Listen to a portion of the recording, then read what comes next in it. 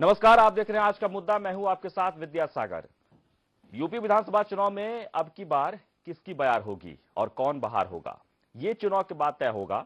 लेकिन कहीं चूक ना हो जाए, और इसके लिए उत्तर प्रदेश की सभी पार्टियों ने जोर लगाना और रणनीति बनाना शुरू कर दिया है। कांग्रेस प्रशांत किशोर के सहारे यूपी में हाथ मजबूत करने की कोशिश में है, तो दूसरी पार्टियां अपने स्तर पर जोड़ तोड़ में लगी हुई है। लेकिन सवाल यह है कि आखिरकार सबसे बड़ी सियासी प्रदेश के चक्रव्यूह को तोड़ने में कौन कामयाब होता है, क्योंकि ये जग जाहिर है कि दिल्ली का रास्ता यूपी से ही गुजरता है।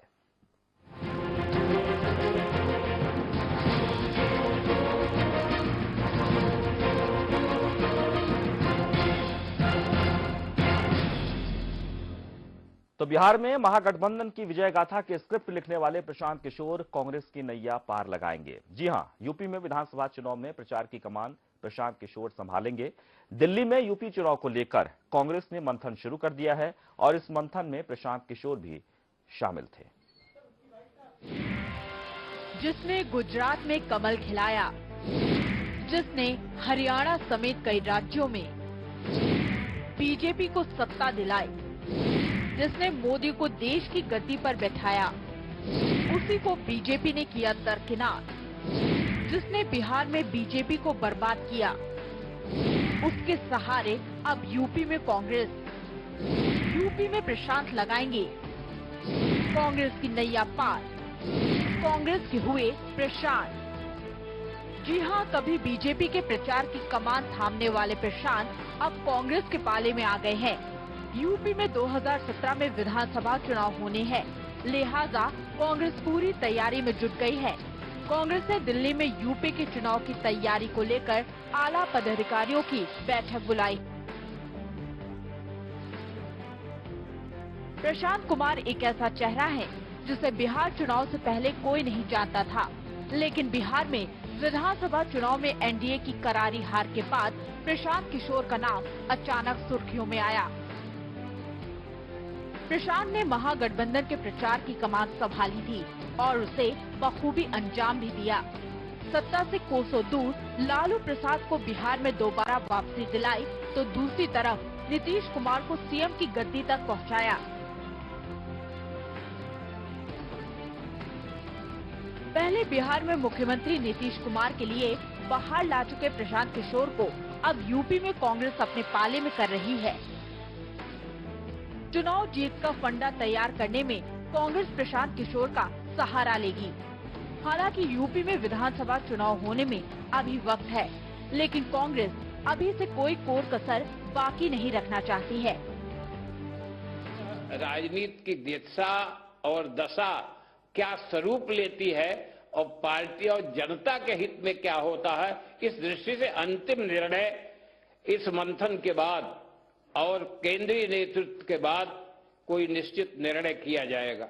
लंबे कालखंड तक उत्तर प्रदेश में कांग्रेस किया है और कांग्रेस के शासन को उत्तर प्रदेश की जनता ने देखा है। जनता कांग्रेस की जो कार्यशैली थी, जिसके कारण उत्तर प्रदेश बदहाल स्थिति में है, जहां विकास नहीं हुआ, रोजगार के अवसर नहीं पनप पाए, उससे ऊब करके जनता ने कांग्रेस को बाहर कर दिया। तो पहले तो कांग्रेस को जनता के बीच जाना होगा और जनता के बीच काम करना होगा। बिना जनता का विश्वास अर्जित किए कोई रणनीतिकार किसी को चुनाव नहीं जिता सकता। कांग्रेसी सूत्रों की माने तो प्रशांत किशोर पर पार्टी दांव ही नहीं लगाएगी, बल्कि उनकी सलाह से ही फैसले लिए जाएंगे। यहां तक कि कांग्रेस में नेताओं के चेहरे को लेकर उनसे सलाह मशविरा किया जाएगा। सूत्रों की माने तो प्रशांत किशोर चाहते हैं कि यूपी चुनाव में प्रियंका वाड्रा को मुख्यमंत्री का उम्मीदवार घोषित किया जाए। कांग्रेस पार्टी पहले ही यूपी में कुछ क्षेत्रीय पार्टियों से तालमेल का संकेत दे चुकी है। वहीं दूसरी ओर बसपा से कांग्रेस के रिश्ते भी कुछ खराब नहीं है, इसलिए रणनीतिक स्तर पर कुछ भी संभव है। कभी प्रशांत किशोर बीजेपी के लिए काम करते थे, लेकिन बीजेपी के आला नेताओं के तानाशाही और अपने आप को उपेक्षित महसूस करते हुए उन्होंने बीजेपी का दामन छोड़ दिया। बिहार में महागठबंधन को संजीवनी देने वाले प्रशांत कुमार अब यूपी में कांग्रेस के लिए काम करेंगे। अब देखने वाली बात होगी कि प्रशांत के चक्रव्यूह से निकलने के लिए बीजेपी और अन्य राजनीतिक दल क्या प्लान बनाते हैं। पिछले 22 वर्षों से उत्तर प्रदेश की सत्ता से दूर कांग्रेस की बौखलाहट उत्तर प्रदेश में दोबारा से सत्ता पर काबिज होना है। कहा जाता है दिल्ली का रास्ता उत्तर प्रदेश होकर जाता है और कांग्रेस दिल्ली में एक मजबूत सरकार बनाना चाहती है। इसके लिए उसे उत्तर प्रदेश में मजबूत होना लाजमी है। दिल्ली में राहुल गांधी उत्तर प्रदेश के सेनापतियों के साथ मंथन कर रहे हैं। अब इस मंथन से विष निकलेगा या अमृत, ये एक दूर की कौड़ी है, लेकिन इतना तय है राहुल गांधी किसी भी कीमत पर उत्तर प्रदेश में अपनी सत्ता बनाना चाहते हैं। उनका ये सपना सच होगा या फिर सपना सपना ही रहेगा, ये 2017 में तय हो जाएगा। लखनऊ में कैमरा पर्सन सुभाष भट्ट के साथ के न्यूज के लिए शबी हैदर। जी हां, तो कांग्रेस की आज बैठक हुई, 40 वरिष्ठ नेताओं को बुलाया गया और इस बैठक में प्रशांत किशोर भी शामिल हुए। प्रशांत किशोर सिर्फ और सिर्फ इस चुनाव प्रचार में अपनी भूमिका ही नहीं निभाएंगे, बल्कि पूरे जिम्मेदारी के साथ यानी कि रणनीति भी बनाएंगे। और ऐसे में इस बैठक के बाद से प्रदेश अध्यक्ष निर्मल खत्री ने क्या कुछ कहा, आइए हम आपको सुनाते हैं। रणनीति बनाने की दिशा में एक गहन विचार विमर्श की प्रक्रिया आज पूरी हुई है। नहीं देखिए, रणनीति मैं समझता हूं कि जिस समय उस रणनीति का खुलासा होना चाहिए उस समय उसका खुलासा किया जाता है।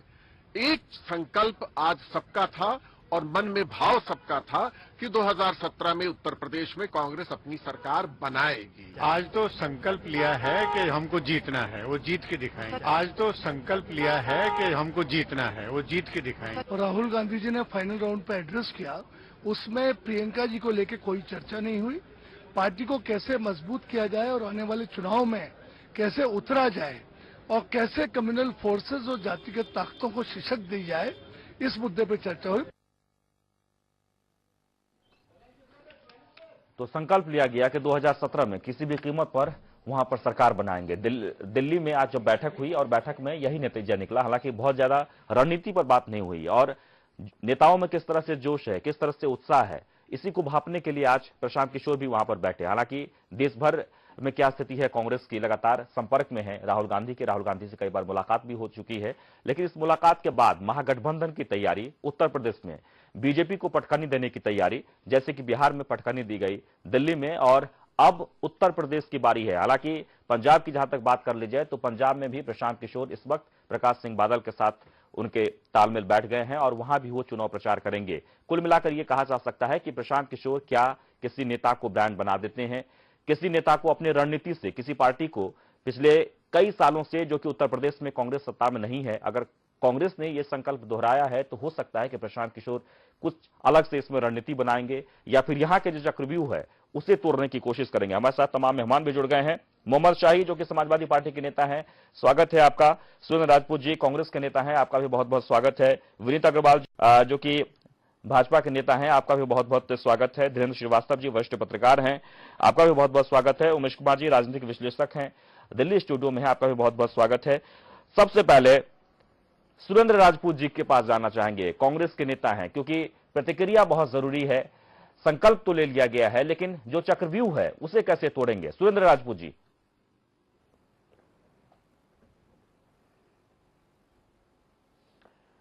आज हमारे विद्यासागर जी बड़ा महत्वपूर्ण आपने प्रश्न उठाया कि चक्रव्यूह कैसे तोड़ेंगे। इससे पहले अगर आप हमारे प्रदेश अध्यक्ष का आपने बयान दिखाया, वो अपने आप में जवाब देता है सारी चीजों को। हमारे प्रदेश अध्यक्ष का बयान, हमारे सीएलपी के नेता का बयान। और रही बात रणनीति का, तो जो खुलासा होगा वो माकूल समय पर होगा। और रही बात आज की डेट में सारी पार्टियां अपने अपने स्तर पर चुनाव की तैयारी में लगी हैं, चाहे वो कांग्रेस हो, बसपा हो, भाजपा हो या सपा हो। और हर शख्स को अपनी अपनी तैयारी करने का पूर्ण अधिकार है और वो अधिकार से अपना प्रयोग कर रही है। उसी संदर्भ में आज हमारे बड़े नेताओं की मुलाकात हुई। संकल्प लिया गया कि साहब 2017 के आने वाले चुनाव में क्या क्या चुनौतियां हैं और किस तरीके से हम लोग उस चुनौतियों को मुकाबिल होंगे, किस तरीके से जातिवाद का जहर उत्तर प्रदेश में पिछले 2 दशकों से हो रहा है और जिस प्रकार से धर्मांधता और जातिवाद मंडल और कमंडल के आने के बाद जिस प्रकार से जो स्थितियां बनी हैं उन स्थितियों को 2017 में कैसे मुकाबिल हों। और जिस प्रकार से झूठ, छल और प्रपंच 2014 में एक पार्टी विशेष के द्वारा और उनके नेता, उस समय प्रधानमंत्री पद के दावेदार श्री नरेंद्र मोदी जी के द्वारा जिस प्रकार से जुमलेबाजियां की गई और जो चुनाव के बाद आधिकारिक रूप से कहा गया कि हाँ ये सब तो जुमलेबाजियां थी, इन सब से हम लोग कैसे मुकाबिल होंगे, इनके छल और प्रपंच से हम लोग कैसे मुकाबिल होंगे, इनके धर्मांतरण से, घर वापसी से, लव जिहाद से, इस तरीके के तमाम झूठे देशद्रोही और देशभक्त के नारों से आज की डेट में कन्हैया को जमानत भी मिल गई है, तो कल की डेट में अब ये लोग अंतरिम जमानत और मेन जमानत पर बहस करेंगे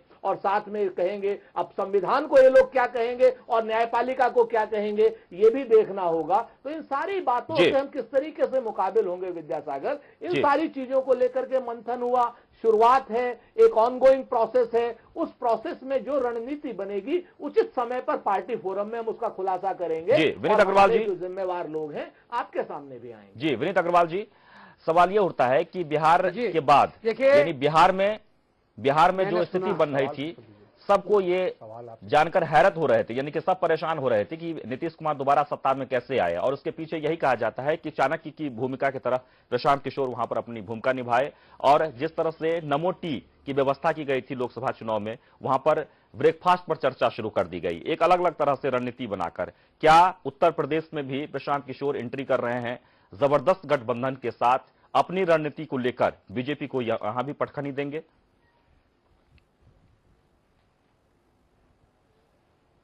देखिए, नंबर एक बात जी, प्रशांत किशोर जी, मैं उनको रणनीतिकार कांग्रेस उनको रणनीति माने या जनता दल ने उनको रणनीति के तहत उतारा, भारतीय जनता पार्टी ने उनको रणनीति के तहत कभी नहीं उतारा। वो तो जैसे एक सेल्समैन होता है और जाए कि मैं बीजेपी में मैंने ये काम किया और वो अपनी सेल्समैनी में दिखाए। उत्तर प्रदेश के हालात विनीत अग्रवाल जी, आपके राष्ट्रीय अध्यक्ष अमित शाह ये स्वीकार कर चुके हैं 4 साल में जिस प्रकार विनीत जी, आपके राष्ट्रीय अध्यक्ष अमित शाह ये स्वीकार कर चुके हैं कि ब्रांड मोदी के पीछे सिर्फ और सिर्फ प्रशांत किशोर का हाथ है।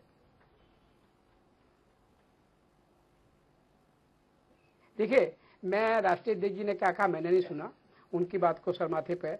मैं एक बात जरूर कहूंगा, हमारे यहाँ मोदी का गुजरात का विकास और मोदी जी का ही गुजरात का विकास हो। हमारे 2014 के चुनाव में सिर्फ एक ही चीज थी मोदी जी, और वो ही हमारे बाद में चाहे झारखंड का चुनाव रहा हो, चाहे वो बाकी स्टेट का चुनाव रहे हो, तो हम जीते तो मोदी जी के काम और नाम के ऊपर। रही उत्तर प्रदेश की बात, उत्तर प्रदेश के हालात बदतर हैं। 4 साल में, ठीक है, 4 साल में उत्तर प्रदेश में क्या हुआ? उत्तर प्रदेश में 6 साल की बच्ची से लेके 80 साल की महिला सुरक्षित नहीं है, व्यापारी सुरक्षित नहीं है, कोई सुरक्षित नहीं है। पिछले 4 साल में 8,887 उद्योग उत्तर प्रदेश से पलायन कर गए, 10,539 उत्तर प्रदेश में हत्याएं हो गई, 2,828 बलात्कार की घटना है, 5,814 लूट की घटना है। अग्रवाल जी, हम ये चर्चा नहीं कर रहे हैं। मोहम्मद शाहिद साहब, चक्रव्यूह की बात हो रही है, प्रशांत किशोर की बात हो रही है, संपर्क तो आपने भी किया था लेकिन हम ही नहीं भरे। मोहम्मद शाहिद साहब,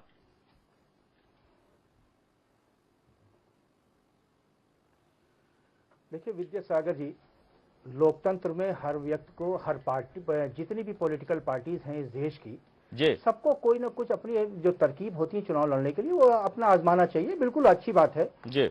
मगर अफसोस ये कि एक शेर कांग्रेस के साथ मैं कहूंगा, दिल को बहलाने को गालिब ख्याल अच्छा है, ये कांग्रेस के लिए शेर है। और दूसरी लाइन बता दीजिए शाहिद भाई, जनता से इंटरेक्शन नहीं करेंगे, पूरा शेर तो बता दीजिए शाहिद भाई। रुक जाइए, जब आपका टाइम आप बोलिएगा, परेशान मत होइए ना, क्यों परेशान हो रहे हैं जी। जब आप जनता से किसी तरह के रूबरू नहीं होंगे, जनता के कामों से आप परिचित नहीं होंगे, जनता की भावनाओं को आप समझेंगे नहीं, तो आप किसी भी रणनीतिकार को ले आइए, उससे कुछ होने नहीं जा रहा। बात यहाँ ये है कि अभी आपने कहा, आप ही ने जो कहा मैंने वो सुना, पंजाब में भी यही रणनीतिकार वहां पे शामिल है। आज की जो एनडीए गवर्नमेंट है, आप देखिएगा पंजाब में ये एनडीए गवर्नमेंट का पूरी तरह से सफाया होगा, तब आप हमको फिर बुलाइएगा, मैं आपके साथ डिबेट में शामिल होऊंगा, बहुत दूर चुनाव नहीं है। और दूसरी बात यह कि जब 2012 में हम उत्तर प्रदेश में जब चुनाव हो रहा था विद्यासागर जी, हमारा इलेक्शन मैनिफेस्टो था विकास का, और हमने विकास की बात करी, हमने विकास पे चुनाव लड़ा, हमने जुमलेबाजी नहीं करी। हमने अगर जिस मुद्दे पे चुनाव लड़ा हमने उसी मुद्दे को आज तक कायम रखा है, और 2017 में भी चुनाव हमारा जो विजन 2017 होगा वो विकास होगा। और रही भारतीय जनता पार्टी, और भारतीय जनता पार्टी की जो बौखलाहट है, भारतीय जनता पार्टी की जो छटपटाहट है, वो आपने देखा कि दिल्ली से लेकर बिहार तक जिस तरह से इनका सुपड़ा साफ हुआ है, जनता ने इनको नकारा। जनता ने इसलिए, देखिए जनता ने बड़ी आशाओं के साथ आपको चुनाव दिया, आप चुनाव जीते, 2014 में पूर्ण बहुमत की सरकार बनती है आपकी। उसके बाद आप कहना शुरू कर देते हैं जुमलेबाजी। 15 लाख रुपए किसी अकाउंट धारक के पास इस देश में अभी तक नहीं आए, आज तक हम भी मांग रहे हैं, पूरा सारे चारों लोग मांग रहे होंगे, जितने पैनलिस्ट बैठे हैं, जितने सम्मानित विद्वान बैठे हैं, सब मांगेंगे। आपने कहा कि नौजवान बेरोजगारों को 1 करोड़ लोगों को हम नौकरी देंगे 1 साल के अंदर, अभी तक उस पर कोई कार भी नहीं मोहम्मद शाहिद साहब, इस वक्त हम रणनीति की बात कर रहे हैं। इस वक्त उत्तर प्रदेश में विधानसभा चुनाव की जो तैयारी शुरू हो गई है, उस तैयारी को लेकर क्या कुछ रणनीति बनेगी, जातिगत समीकरण क्या होंगे, गठबंधन क्या होगा, इन तमाम चीजों को लेकर चर्चा कर रहे हैं। और सबसे अहम बात यह कि इस बार उत्तर प्रदेश में ब्रांड कौन बनेगा और कैसे बनाया जाएगा। तो जबान पर जन और जहन में जात, उत्तर प्रदेश राजनीति विधानसभा चुनाव की जो असली बिसात है वो यही है। यहां पर जातिवाद का जो समीकरण है, वोटर्स की जो समीकरण है, उसे तोड़ पाना बहुत मुश्किल है, क्योंकि एक चक्रव्यूह है। लेकिन एक महागठबंधन की तैयारी, हम पहले भी आपको बता चुके हैं कि किस तरह से उत्तर प्रदेश में एक महागठबंधन की तैयारी हो रही है। हालांकि भले ही अलग अलग दल अलग अलग बातें कर रहे हो, लेकिन जेडीयू, आरएलडी, कांग्रेस और बीएसपी को लाने की कोशिश हो रही है। अगर ये गठबंधन बनता है तो क्या रणनीति होगी, किस तरह से वहां पर उत्तर प्रदेश में एक बार फिर से सत्ता पर काबिज होने के लिए प्रशांत किशोर रणनीति बनाएंगे। क्योंकि आज एक बैठक हुई है और बैठक में पूरी तरीके से कह दिया गया है, पूरे जोश और खरोश उत्साह के साथ कांग्रेस के सभी नेताओं ने यह संकल्प ले लिया है कि किसी भी कीमत पर 2017 में सत्ता में आसीन होना है। हमारे साथ उमेश कुमार जी भी हैं, राजनीतिक विश्लेषक, दिल्ली स्टूडियो में। उमेश कुमार जी, आप अपने नजरिए से क्या समीकरण बनेगा?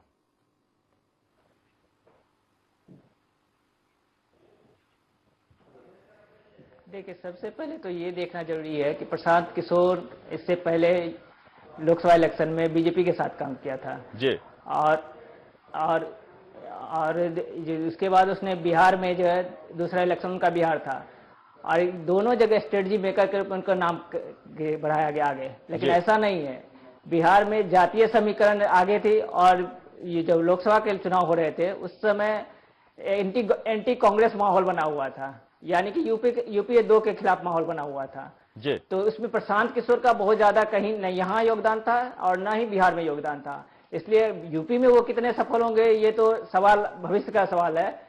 लेकिन यूपी में अगर वो कांग्रेस को सफल कर दिए तब ये माना जाएगा स्ट्रेटजी के रूप में वो सही में बहुत बेहतर स्ट्रेटजीकार हों। लेकिन ऐसा नहीं है। यूपी का चुनाव मैक्सिमम निर्भर करेगा सांप्रदायिकता बनाम धर्मनिरपेक्षता का, और बीजेपी और समाजवादी पार्टी दोनों ये इस बात को पसंद करेंगे कि या तो ये चुनाव सांप्रदायिकता पर हो, जबकि बसपा और कांग्रेस इनको लगेगा कि धर्मनिरपेक्षता पर चुनाव जाए जी। दोनों में अंतर ये है कि बसपा के लिए अभी माहौल बना हुआ है, समाजवादी पार्टी के लिए एंटी माहौल बना हुआ है, क्योंकि उसके 5 साल के गवर्नमेंट है तो उसका एंटी गवर्नमेंट से काम कर रहा है उसके खिलाफ। और बसपा के लिए माहौल ये है कि बसपा ने कुछ बिना कुछ किए हुए समाजवादी पार्टी के किए हुए दुष्कर्मों का जो परिणाम जो है बसपा को फायदे पहुंचाएगा जी। और बीजेपी के लिए होगा कि किसी तरह ये माहौल सांप्रदायिकता में कन्वर्ट हो जाए जी। धीरेन्द्र श्रीवास्तव जी, अभी जैसे कि अपने व्यक्तिगत विचार अग्रवाल जी बता रहे थे जी, लेकिन आप लोग जी धीरेन्द्र श्रीवास्तव जी वरिष्ठ पत्रकार काफी देर से इंतजार कर रहे हैं। निश्चित तौर पर हम जानना चाहेंगे कि आपने जैसा कि बहुत दिनों तक उत्तर प्रदेश की राजनीति से ताल्लुक रखे हैं जी। उत्तर प्रदेश की जो, हाँ मैं बिहार में भी रहा हूँ जी। उत्तर प्रदेश की जो स्थिति है और जो बिहार की स्थिति है, दोनों में मौलिक अंतर है जी। बिहार में 2 बड़े नेता जो एक दूसरे के एक दशक से अधिक समय तक कट्टर विरोधी थे, एक साथ आ गए और उनके समर्थक भी जमीन पर एक साथ हो गए। और उसमें कौन धीरेन्द्र श्रीवास्तव किसके पक्ष में खड़ा हो गया इसका कोई मतलब नहीं था। उनका वोट सड़क पर बोल रहा था कि हम लोग गांव में एक साथ हैं। और हवा में यह बात थी कि मोदी बिहार में भी कमाल करेंगे जी। उत्तर प्रदेश में भी ठीक वही स्थिति है। जैसे यहां अगर मायावती और मुलायम एक हो जाए तो हवा में चाहे जो जीतता रहे, उत्तर प्रदेश में कोई चुनाव नहीं होगा। इसके पहले भी इसका रिजल्ट आ चुका है। और जिन परिस्थितियों में आज लोग अपने को उत्साहित समझ रहे हैं, ये परिस्थितियां 2012 में भी थी। एक आध घटनाओं को छोड़ दिया जाए तो मतगणना के पहले तक रणनीतिकार और समीक्षक कांग्रेस को बहुमत दिला रहे थे। एक बड़ा गुट भाजपा को बहुमत दिला रहा था जी। सपा के बारे में कहा जाता था अधिकतम जो बहुत ज्यादा समाजवादी पार्टी के पक्षकर के रूप में माना जाता था, वो कहता था 180, 85, 70 सरकार तो कांग्रेस की मदद लेनी ही पड़ेगी।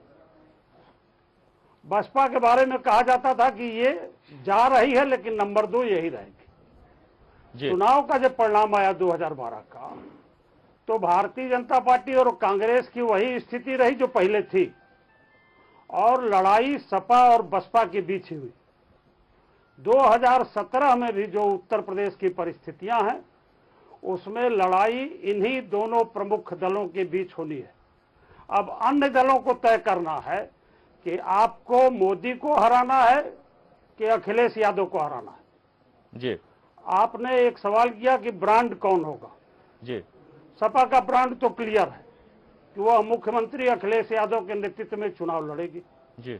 बसपा का भी ब्रांड क्लियर है कि सुश्री मायावती के नेतृत्व में वो चुनाव लड़ेगी। भारतीय जनता पार्टी अभी अपना ब्रांड तलाश रही है। कांग्रेस भी इन्हीं परिस्थितियों से गुजर रही है। इसलिए 2012 के बारे में अभी कोई फैसला जल्दीबाजी होगी।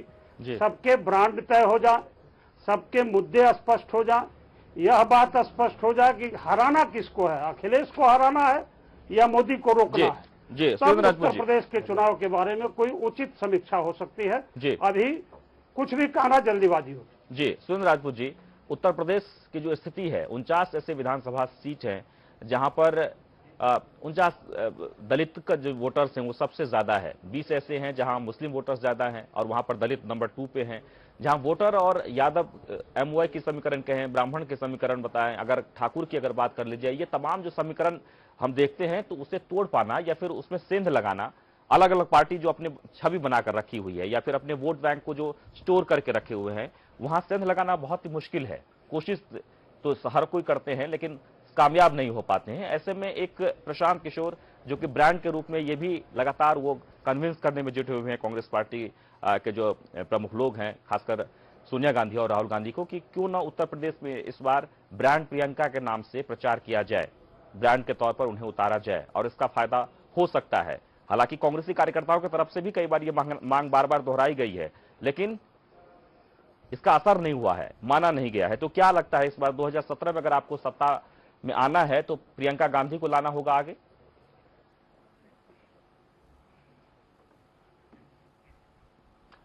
देखिए, अभी श्रीवास्तव जी ने बड़ा गंभीर और सम्यक विश्लेषण किया विद्यासागर जी। मैं इनकी बात से 100% सहमत हूं कि आज की डेट में जो सबसे बड़ा प्रश्न है जब जनता के सामने, कि जनता के सामने ये देखना होगा, ये तय करना होगा कि हम जुमलेबाजों के खिलाफ किस हद तक खड़े हैं। और बिहार ने एक रास्ता दिखाया था कि जुमलेबाजी को किस तरीके से हवा में उड़ाना है। इतनी बात से मैं इनकी सहमत हूं, लेकिन एक चीज और भी सहमत हूं कि बिहार की और उत्तर प्रदेश की परिस्थितियां अलग अलग हैं और बिहार में जिस तरीके का गठबंधन हुआ उत्तर प्रदेश में वो गठबंधन संभव नहीं। उत्तर प्रदेश धर्म की प्रयोगशाला रही है और उत्तर प्रदेश में 1991 के बाद जिस तरीके से एक धार्मिक उन्माद के तहत भारतीय जनता पार्टी ने अपने आप को प्रस्तुत किया और एक धड़े के रूप में प्रस्तुत किया और पूरे के पूरे चुनाव को और पूरे की पूरी जनता को ध्रुवीकरण के रूप में जहां पर इसने कर दिया आज की डेट में, वो अपने आप में बड़ा गंभीर प्रश्न है। और आज की डेट में ये देश किस तरफ चलेगा ये देश? 640 दोबारा से जिलों में बढ़ जाएगा या देश एक ही रहेगा? आज की डेट में देश की जनता और प्रदेश की जनता के सामने ये गंभीर प्रश्न खड़ा होगा। और इसकी मैं आपको बात बता दूं कि कांग्रेस पार्टी इकलौती पार्टी ऐसी है जिसने, चाहे आजादी का आंदोलन हो, चाहे आजादी के आंदोलन के बाद की बात हो, इकलौती पार्टी है, किसी पार्टी के नेतृत्व में देश की सीमाएं बढ़ी नहीं है।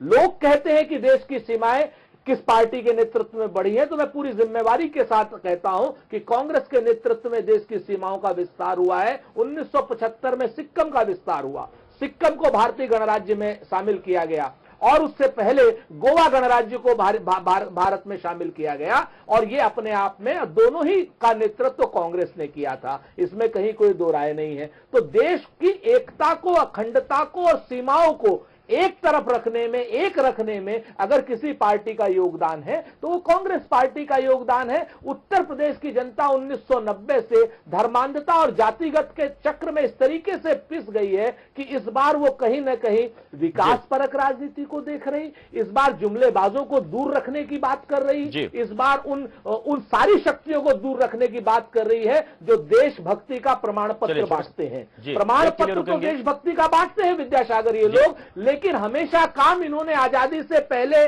भी इन लोगों ने वो काम किए, जॉर्ज पंचम के सामने परेड की और तिरंगे का 1948 में विरोध किया और संविधान का भी 1948 में और 1952 के बीच में इन्होंने तमाम प्रावधानों का, जिसमें आरक्षण भी शामिल है, तिरंगे का अपमान करते आए हैं, बीच में कहना नहीं चाहिए, तिरंगे का अपमान करते आए हैं, बात करते हैं ये, और कांग्रेस ने पूरे देश को खा लिया, देश को खत्म कर दिया और बात करते हैं ये, और सिर्फ देश को खोखला कर दिया, देश को गिरवी कर दिया, आप कैसी बात, देश को गिरवी रख दिया और बात करते हैं तिरंगे का अपमान। कांग्रेस पूरी तरीके से, आतंकवाद किसकी कोख से पैदा हुआ? आतंकवाद कांग्रेस की कोख से पैदा हुआ।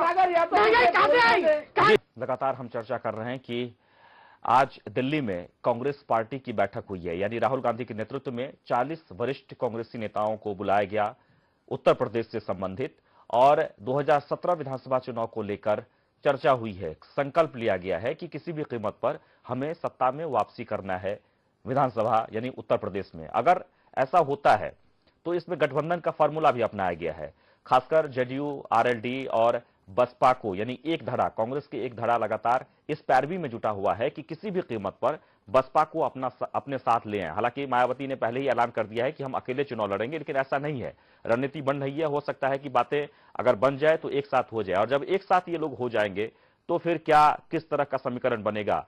क्या बिहार की तरह उत्तर प्रदेश में भी ये लोग, यानी कि जो महागठबंधन है, वो सफल हो पाएंगे? और इससे पहले जहां तक प्रशांत किशोर की बात कर लीजिए, प्रशांत किशोर को लेकर लगातार जो चर्चा हो रही है ब्रांड बनाने को लेकर, क्या प्रशांत किशोर आपको ब्रांडिंग कर रहे हैं या फिर वाकई में उनमें वो काबिलियत है कि वो किसी भी नेता को ब्रांड बना सकते हैं, या फिर वो वहीं पर झुकते हैं, वहीं पर जाते हैं, या फिर उसी के पास पहुंचते हैं, या फिर रणनीति वहीं बनाते हैं जहां पर संभावनाएं दिखती है? क्योंकि समाजवादी पार्टी की तरफ से जो अंदरूनी खबर है उसमें यह कि अप्रोच किया गया था, लेकिन वो समाजवादी पार्टी को हां नहीं बोलकर वो कांग्रेस में है, क्योंकि नीतीश कुमार जेडीयू और कांग्रेस के तालमेल को लेकर कांग्रेस के साथ वो हो लिए हैं और उत्तर प्रदेश में एक अहम भूमिका निभाएंगे। भूमिका यानी कि पूरे चुनाव की कमान अपने हाथ में रखेंगे और रणनीति भी बनाएंगे। उमेश कुमार जी राजनीतिक विश्लेषक हैं, हम लोग लगातार चर्चा कर रहे हैं प्रशांत किशोर को लेकर। यह पहली बार ऐसा हुआ है भारतीय राजनीति में कि एक युवक जो कि बाहर से आकर बाहरी तर्ज पर चुनाव प्रचार करके लोगों के जहन में उस चीज को बार बार डाल के एक ब्रांड क्रिएट करते हैं। तो क्या वाकई में हम इसे मान लें कि प्रशांत किशोर एक ब्रांड मास्टर हैं?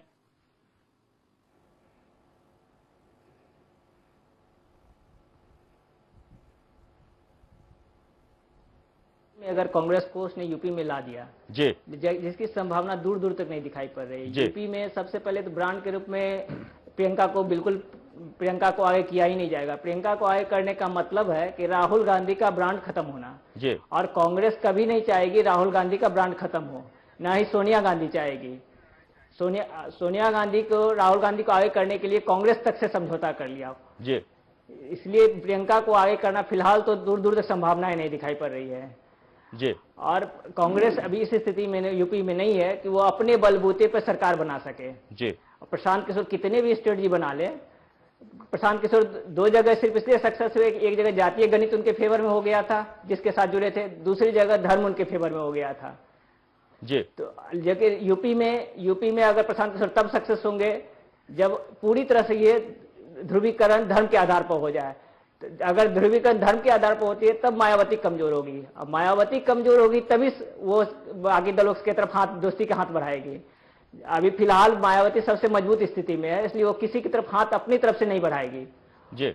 वो चुनाव के बाद भले ही जरूरत पड़े तो समर्थन ले सकती है, लेकिन चुनाव से पहले वो कभी किसी हाल में नहीं जा सकती है। जी वीर अग्रवाल जी, चुनाव की जहां तक बात कर ली जाए, जातिगत समीकरण की जहां तक बात कर ली जाए, तो अक्सर होता यह है कि अब विकास की बातें लोग छोड़ देते हैं, मुद्दों की बात नहीं करते हैं, जातिगत की बात करते हैं, धर्मांतरण की बात करते हैं। ये हम नहीं कह रहे, बल्कि बार बार विपक्ष आप पर यह आरोप लगा रहा है कि आपके पास मुद्दा नहीं है और मुद्दा विहीन होने के कारण और बार बार आप जातिगत की बात करते हैं, धर्मांतरण की बात करते हैं, हिंदूवादी की बात करते हैं और इसी मुद्दे पर आप चुनाव भी लड़ने जा रहे हैं। देखिए 2 साल हमारी केंद्र में सरकार को हो गए, 2 साल में हमने विकास की वो नदी बहा के दिखा दी।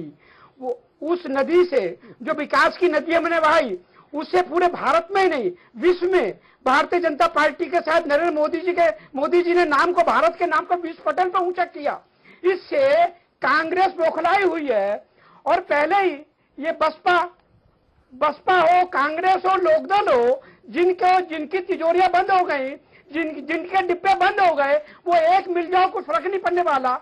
रही बात भारतीय जनता पार्टी एक अकेली पार्टी है जो धर्म की राजनीति नहीं करती।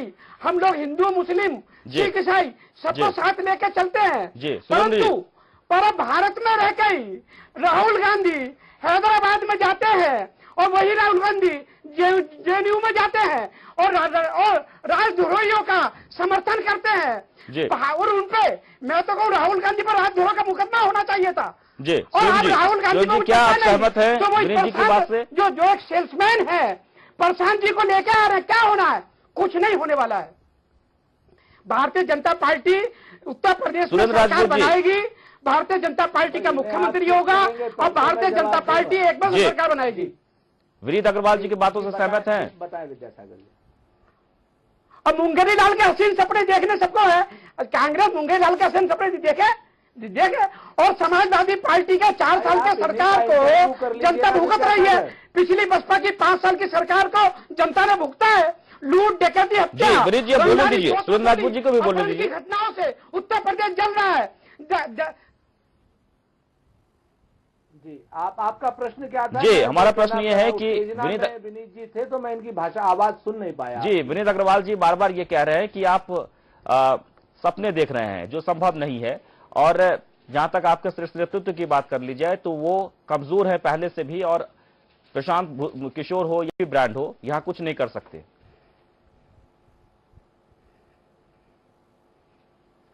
देखिए जनता के हित के लिए निश्चित तौर पर हम उज्जवल भारत के सपने देख रहे हैं और उन सपनों को हम पूरा करेंगे। मैं विनीत अग्रवाल जी के इस आरोप को स्वीकार करता हूं और इस आरोप को स्वीकार करके मैं पूरे करबद्ध तौर से कहता हूं कि हाँ हम सपने देख रहे हैं और हम उन सपनों को पूरा करेंगे, और उस सपनों को पूरा करने के लिए हम सड़क से लेकर संसद तक जो भी काम करना पड़ेगा वो काम करेंगे। राजनीति जो विषय है वो समाज नीति के विषय से बहुत छोटा विषय है, समाज नीति का एक छोटा विषय राजनीति है। तो हम समाज के हर वर्ग के उत्थान के लिए हमें जो काम करना पड़ेगा वो काम हम करेंगे। विनीत अग्रवाल जी अगर हमसे कहते हैं कि हम सपना देख रहे हैं तो हम सपना देखेंगे और उस सपने को हकीकत में बदलने के लिए जो भी हमें काम करना होगा वो हम काम करेंगे। अब इन्होंने 2-3 बातें बड़ी महत्वपूर्ण कही माननीय श्री नरेंद्र मोदी जी के लिए।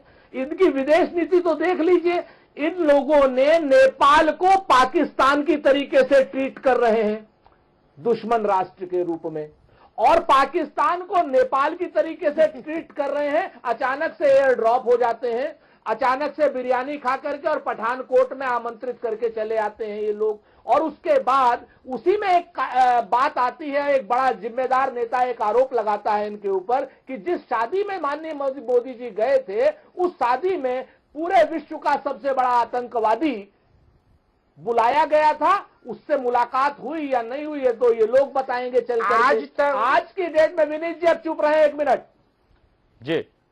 आपकी स्थितियां ये हैं आज की डेट में कि पूरी दुनिया में मतलब आप मेरे पे आरोप लगाया है और जो आप लोग जिस देशद्रोह की बात कर रहे हैं आज की डेट में जिनकी बात आप कर रहे हैं वो सबूत पेश करो ना करूं और जो नेताजी के जन्मदिन पे रामपुर में जब बनता है सरकार करता है ये करोड़ों रुपए कहां से आया तो वो कदम तालिबान ने भेजा अबू सलीम ने भेजा और जो आतंकियों को समर्थन देते हैं वो नेता ऐसी बात कर रहे हैं इसका मतलब समाजवादी पार्टी और कांग्रेस का गठजोड़ हो गया है मेरे को ऐसा लगता है। विनीत जी की भाई थोड़ा सा एक काम करें, विनीत जी को कोई ब्लड प्रेशर की दवाई दे, 1 मिनट सुन लें आप थोड़ा सा अभी धैर्य रखें, अभी तो बहुत सी चीजें सामने आएंगी, आपके बहुत से समझौते सामने आएंगे। हम कोई समझौते नहीं करते। जी मोहम्मद शाहिद, मुल्कों की मोहम्मद शाहिद साहब कितने बिलियन डॉलर आए हैं और उत्तर प्रदेश में क्या आपके पास आया है ये भी जनता पूछेगी। चलिए मोहम्मद शाहिद साहब, चुनाव को लेकर हम बात कर रहे हैं, चक्रव्यूह को लेकर बात कर रहे हैं।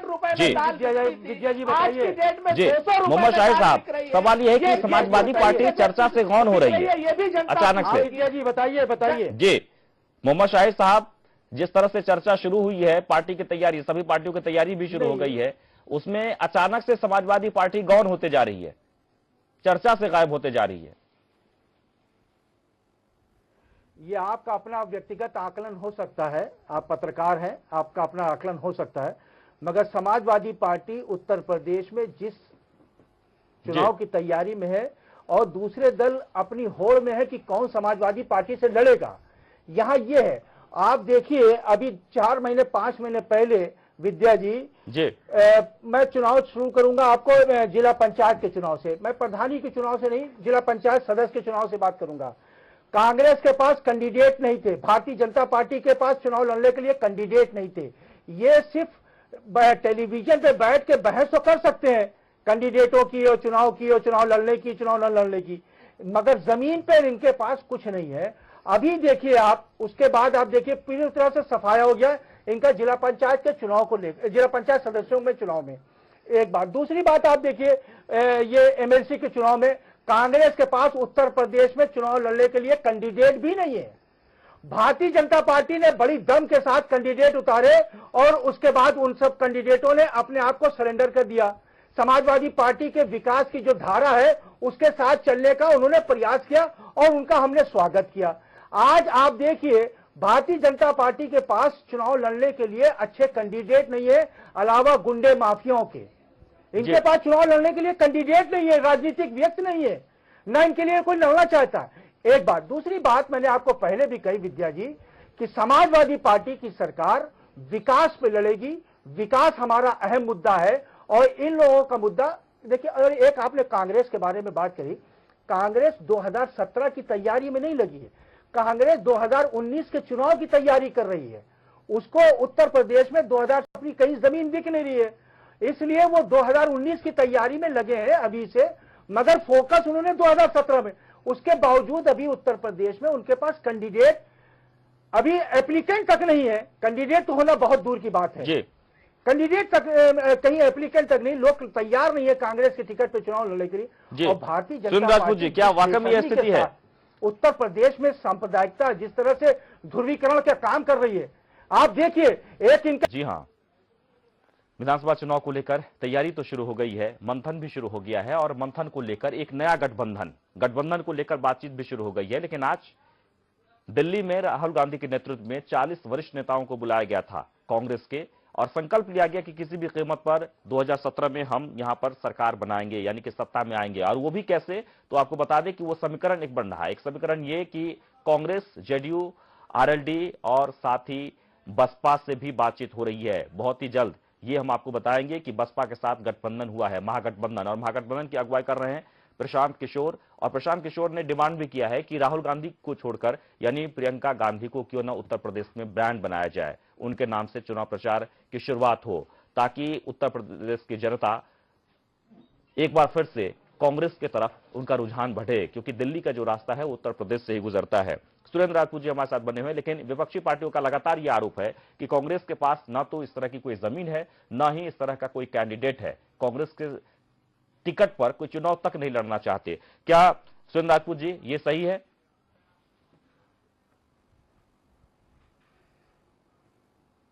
भाई अगर ये सही है तो शाहिद भाई को एक नजूमी का खिताब मिलना चाहिए जी। हम तो चाहते हैं कि शाहिद भाई इस तरीके के नजूमी बने, शाहिद भाई पहले से प्रेडिक्ट कर दें, शाहिद भाई उस तरीके के नजूमी बने कि पूरी दुनिया में इनकी ही क्या नाम हुकूमत कायम हो कि साहब जो ये कहे वही सब हो जाए, ये भी अगले उत्तर प्रदेश के प्रशांत किशोर हो जाए। हमारी तो शुभकामनाएं हैं शाहिद भाई को कि हमारे पास कैंडिडेट नहीं है, पता है इनको है जी। और रही बात दूसरी, ये तो कैंडिडेट एक्सपोर्ट करने का काम करते हैं जी। भारतीय जनता पार्टी को विधान परिषद के कैंडिडेट देते हैं और वो जब वो लोग पर्चा दाखिल कर लेते हैं तो फिर वापस करा लेते हैं। तो ये गठबंधन है या ठगबंधन है भारतीय जनता पार्टी के साथ, शाहिद साहब ये भी बताएंगे। तो जो दूसरी बात इंपॉर्टेंट है, रही बात कांग्रेस के कैंडिडेट्स के लिए विद्यासागर जी, कांग्रेस के पास ना तो कभी कैंडिडेट्स का अकाल था, ना कांग्रेस के पास किसी चीज का। 2014 में भी 11 करोड़ वोट लेकर के दूसरी सबसे बड़ी पार्टी के रूप में कांग्रेस थी और आज भी भारतीय जनता पार्टी को 16 करोड़ वोट मिले थे, कांग्रेस को 11 करोड़ वोट मिले थे। ये सारे विरोधी दलों को भी ध्यान रखना चाहिए और शाहिद साहब जैसे विद्वान प्रवक्ता हमेशा अच्छी बात करते हैं, इनको भी थोड़ा सा ध्यान रखना चाहिए कि 11 करोड़ वोट लेकर के जो पार्टी आज की डेट में है संसद में, उसके बारे में अगर ये कहेंगे तो कहीं से उचित नहीं लगता है। जी धीरेन्द्र जी, समीकरण की बात हो रही है, चक्रव्यूह की बात हो रही है, लेकिन इन सबों में संभावना क्या दिख रही है धीरेन्द्र जी? देखिए, जो प्रशांत किशोर जी का प्रस्ताव है प्रियंका गांधी को आगे किया जाए, निश्चित तौर पर प्रियंका गांधी के नाम पर वोट मिलेगा कि नहीं मिलेगा ये तो 2017 बताएगा जी। लेकिन उत्तर प्रदेश या देश के जो एक पीढ़ी है उनमें श्रीमती इंदिरा गांधी का लुक देखती है, इसलिए उनके प्रति आकर्षण है। प्रशांत जी ये प्रस्ताव अगर कांग्रेस को दिए हैं और कांग्रेस इस प्रस्ताव को मानती है तो निश्चित तौर पर उसके चुनावी सभाओं में वो आकर्षण रहेगा जो श्रीमती इंदिरा गांधी से विद्रोह करने के बाद मेनका गांधी की सभाओं में होता था। लेकिन वोट में ये सभाएं बदलेंगी, इसको लेकर के शक है हमको जी, क्योंकि उत्तर प्रदेश का जो वोट का समीकरण है फिलहाल तक दो दलों में स्पष्ट रूप से बटा हुआ है। अब इन दोनों दलों को कोई तोड़ के करिश्मा कर देगा जी, हो सकता है करिश्मा होता है। 77 में करिश्मा हुआ था, 80 में करिश्मा हुआ था, 84 में करिश्मा हुआ था। जनता जिसको चाहती है उसको विजयी बनाती है जी। लेकिन फिलहाल तक की जो स्थिति है उत्तर प्रदेश में, वो समाजवादी पार्टी एक मजबूत पार्टी के रूप में है और कोई भी भाजपा को हराने का गठबंधन उसको किनारे करके नहीं सोचा जा सकता है जी। चलिए उमेश कुमार जी, राष्ट्रीय लोकदल और अन्य छोटे छोटे दल जी। उमेश जी, हाँ देखिए, हाँ उत्तर प्रदेश में कोई भी गठबंधन तभी सफल होगा जो इसमें एक तरफ सपा हो, एक तरफ बसपा हो। कर दो। और जहां तक ये आरोप है कि टिकट कोई, जबकि ऐसी दूर तक संभावना दिखाई नहीं पड़ रही बहुत कम बचा है जी। कांग्रेस के साथ वही दल आ रहे हैं जिसके अपने बहुत छोटे छोटे पैसेज में नहीं आप हाँ छोटे पैसेज में जगह जगह उनका स्थान है। जैसे कि राष्ट्रीय लोकदल वो पश्चिमी यूपी में, जदयू का यूपी में कहीं पर भी स्थान नहीं है और कांग्रेस ओवरऑल में है, लेकिन वो इस स्थिति में नहीं है कि वो पूरा ज्यादा डिटेल कुछ कर सके। तो ऐसे कंडीशन में वहां महागठबंधन जैसा कोई चीज होना दूर तक दिखाई नहीं पड़ रहा है। कांग्रेस बहुत करेगी तो राष्ट्रीय लोकदल, जदयू, पीस पार्टी, इस तरह की पार्टियों के साथ मिलकर एक गठबंधन बना सकती है। जहां इसकी संभावनाएं हैं और इसके बदौलत कांग्रेस बहुत करेगी तो बहुत से बहुत इस गठबंधन को कुल मिला के 60 से 70 सीटें आ सकती है। इससे ज्यादा की संभावना मुझे तो नजर नहीं आ रहे हैं। और बसपा और समाजवादी पार्टी ये दोनों एक ऐसे दल है जो आमने सामने लड़ने के हैसियत में है। इसमें अभी बसपा 20 पर रही है और सपा 19 पर रही है। अगर ये दो ध्रुवीय हुआ चुनाव, धर्म के आधार पर चुनाव हो गया, तब सपा को फायदा होगा और ऐसे कंडीशन में सपा और भाजपा की लड़ाई होगी, जो कि भाजपा भी चाह रही है और सपा भी चाह रही है। अगर ऐसा न हुआ तब ऐसे कंडीशन में बसपा को के साथ कांग्रेस किसी भी स्थिति में फायदे की नहीं। कांग्रेस हमेशा चाहेगी किसी तरह ये कांग्रेस अकेले चुनाव लड़ रही है आज की डेट में, और कांग्रेस सरकार बनाने के नजदीक आएगी। लड़ाई होने पर कांग्रेस ये जो दिल्ली में बैठ कर बातें करते हैं ना, जिन्हें ग्राउंड रियलिटी की समझ नहीं है, वो अंक गणित ज्यादा बताया करते हैं कि 60 सीटें आएंगी, 70 सीटें आएंगी और हम 30 पार्टी से एक समझौता करेंगे। ये उमेश कुमार जी से हम पूछ के करेंगे समझौते, इनको बता करके करेंगे हम लोग समझौते, और ये लोगों का विश्लेषण मान करके हम लोग करेंगे समझौते। राजनीतिक विश्लेषक के रूप में अपनी सीमाओं का भान उमेश कुमार जी को होना चाहिए। उमेश कुमार जी कोई नहीं होते हैं कि कांग्रेस पार्टी को 60 सीटों पर या कांग्रेस के गठबंधन को तय करने वाले। विद्या जी, आपको याद होगा 2012 में इसी तरह का ये राजनीतिक विश्लेषक एक बात करते थे। एक दल था, बहुत छोटा सा दल था, उसको बड़ा प्रिडिक्ट करते थे ये राजनीतिक विश्लेषक। कोई कहता था 100 आएंगी, कोई कहता बगैर उसके सरकार नहीं बनेगी, बगैर इसके ये नहीं होगा, बगैर उसके ये नहीं होगा, और उसको मात्र 4 सीटें मिली थी, मात्र 4 सीटें। ये राजनीतिक विश्लेषक जिस तरह से डिस्कशन करते हैं और अपना प्रिडिक्शन करते हैं, ये अजीब गरीब है। इनको जमीन की हकीकत के क्या मालूम, इनकी जमीन की हकीकत तो नहीं पता। आज की तारीख में उत्तर प्रदेश में समाजवादी पार्टी जो विकास की धारा है उसको तोड़ने का प्रयास भारतीय जनता पार्टी जिस तरह से धर्मांतर ध्रुवीकरण का काम कर रही है, ये अफसोसनाक बात है। जिस तरह से इनके केंद्रीय राज मंत्री जिस तरह का बयान देते हैं, निहायत शर्मनाक और अफसोसनाक। आप भारत के संविधान की शपथ लेते हैं और आप इस तरह का बयान देंगे, आप कितने हद। आप भारतीय जनता पार्टी की आप देखिए किस तरह के परेशान है इस तरह भारतीय जनता पार्टी। दिल्ली और बिहार के चुनाव हारने के बाद उनको अपनी जमीन पूरी तरह से खिसकती नजर आ रही है। उत्तर प्रदेश की जनता इनको पूरी तरह से नकारेगी। मैं आपको आपके चैनल के माध्यम से जब 2017 आएगा, जनता अपना फैसला सुनाएगी और सबको उसको मानना पड़ेगा। मैं जमीन पर रहने वाला व्यक्ति हूँ। पूरे प्रदेश के प्रत्येक जिले मेरा प्रत्येक दिन जाना होता है। मैं विश्वास और दावे से कह सकता हूँ, जहाँ दाल 200 रुपए मैं विश्वास दावे से कह सकता हूँ, भारतीय जनता पार्टी सरकार बनाने जा रही है। समाजवादी भाई थोड़ा सा मैं बात कर लूँ। मेरा ये कहने का समाजवादी पार्टी का जो 4 साल का कुशासन है वो जनता के सामने आ रहा है। रही बात आगरा की, आगरा में हमारे व्यक्ति को जान से मार दिया जाए और हम कहें नहीं, अरे हिंदू तो हिंदू है भाई, अरे हिंदू का तो क्या मतलब है। अभी मेरठ में काशी में बताने सिर हुए, उसको अपहरण कर लिया गया भाई। भारतीय जनता पार्टी महंगाई के चुनाव नहीं लड़ रही है। समाजवादी पार्टी का एहसान से सहारनपुर में 140 दुकानों को चला गया, आज तक मुआवजा नहीं मिला।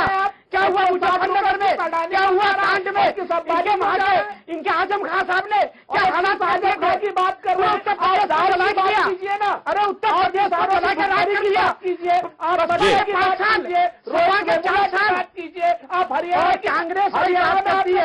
कांग्रेस आई ने 260 वर्ष गुलाम रखा। अरे बात करते हैं, अरे मुगलों ने 200 वर्ष, 250 वर्ष अंग्रेजों ने, और 60 वर्ष